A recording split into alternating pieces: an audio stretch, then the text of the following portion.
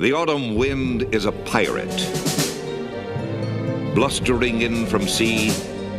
With a rollicking song he sweeps along, swaggering boisterously. His face is weather-beaten.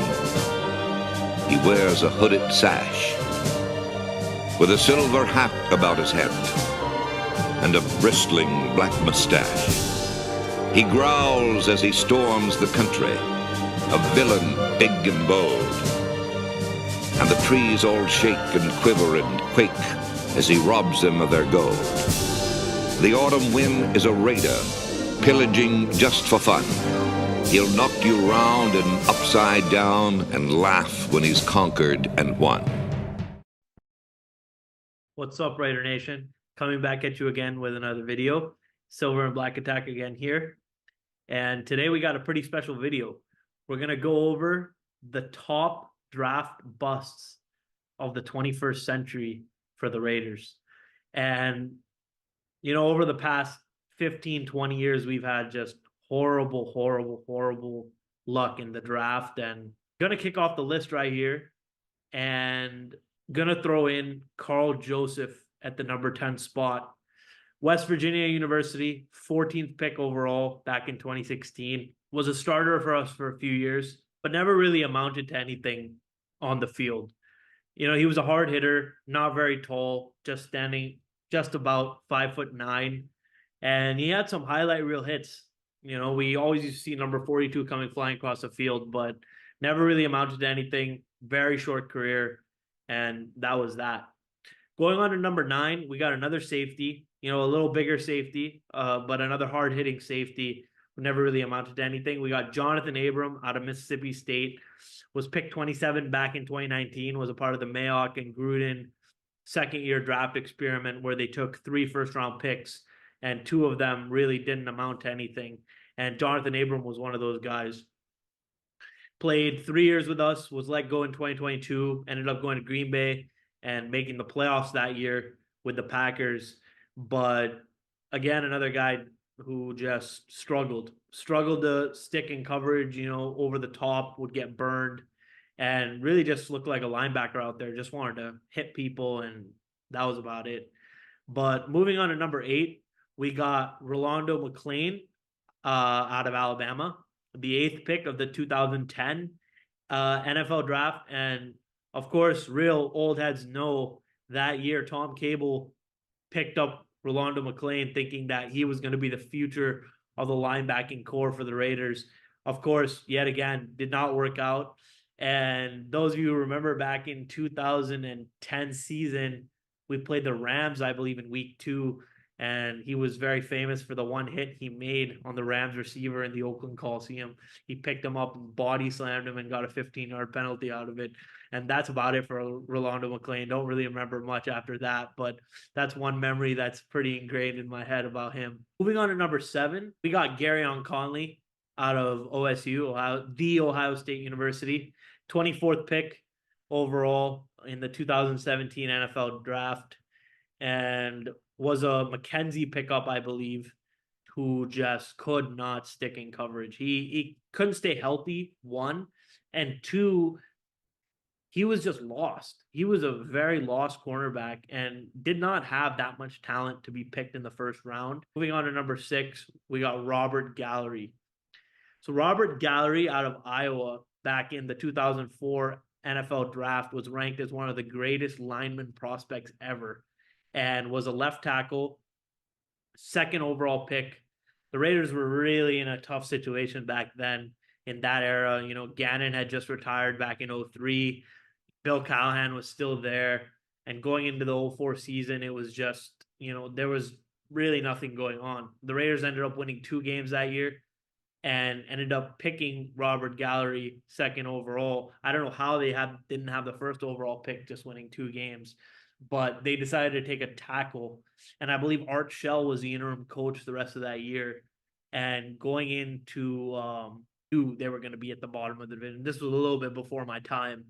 But from what I do know, you know, I did watch Robert Gallery play back in 2009. But moving on to number 5. So now we're getting into the top 5. So these were, you know, consensus between John and I. These were consensus top 5 picks for, arguably the worst Raiders draft picks of all time. And starting off at number 5, we have the Speed Demon from Maryland, the 7th overall pick in 2009, Darius Hayward-Bay. DHB, man, was really supposed to be something special. I mean, had lightning speed. I believe ran a 4.3 40-yard dash, and Al Davis loved speed.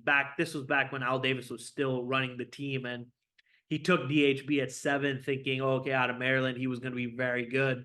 And the only reason he drafted him was because of his speed. He was not really projected to be, in the top 10 that year. And of course, like as we get later down on this list, Raiders skipped out on Calvin Johnson Jr. and ended up going another route back in 07. But Raiders have always been obsessed with speed. Even back in the 80s and 90s, Tim Brown, James Jett, they had just lightning quick guys. Even Cliff Branch. Cliff Branch also was a track star, speed demon back in the 80s. But 3 years on the Raiders before getting cut when Dennis Allen arrived and ended up going to Indianapolis for a year and then finished his career out 2 years on Pittsburgh. Now I believe 37 years old. His football days are behind him. But moving on to number 4, we got Alex Leatherwood, aka Alex Leatherhead, who was, definitely deserves to be in the top 4. Out of Bama, 17th overall pick in 2021. Another one of those Gruden and Mayock picks who, believe could be a cornerstone interior of the offensive line. But again, we saw him get burned that year back in 2021, just got burned consistently. And I don't even think he finished the year as a starter. I remember him getting benched. And Illuminor actually took over on the inside of the offensive line late in 2021 because after the whole regime change once Gruden was fired. But Leatherwood, yeah, disappointment, 17th overall pick, definitely did not deserve to be in, the top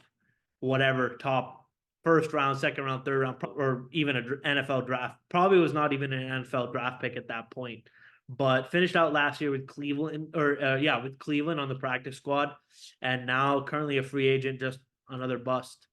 At number 3 now, we got the gun-wielding, high-flying Damon Arnett out of The Ohio State University, the 19th overall pick in 2020, threatening to shoot people on Instagram Live, pulling out guns on Instagram Live, flashing, different knives and weapons on Instagram Live, and just really showing people what could go wrong, essentially, when you hit your head too many times. Now, the top 2 picks.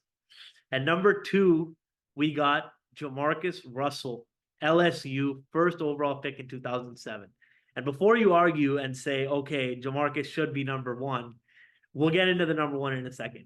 But Jamarcus Russell at least won a game for the Raiders. Okay, you could say he went like 3-24, I believe, in his starts or something like that. He just played 2007, 2009 and didn't even start all of those games. So I don't know what the number is, but I believe he only won like 3 games, maybe max, as a starter.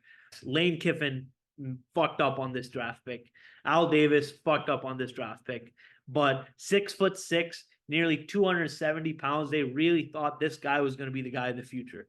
And everyone knows how that turned out. Jamarcus Russell, definitely one of the worst of all time in history, not even just for the Raiders. In history, one of the biggest draft busts of all time. And the whole tape story with Kirk Morrison is definitely a hilarious one. I recommend looking into that with the blank tapes. But to finish off this list, we got Clelin Ferrell, 4th overall pick 2019 out of Clemson.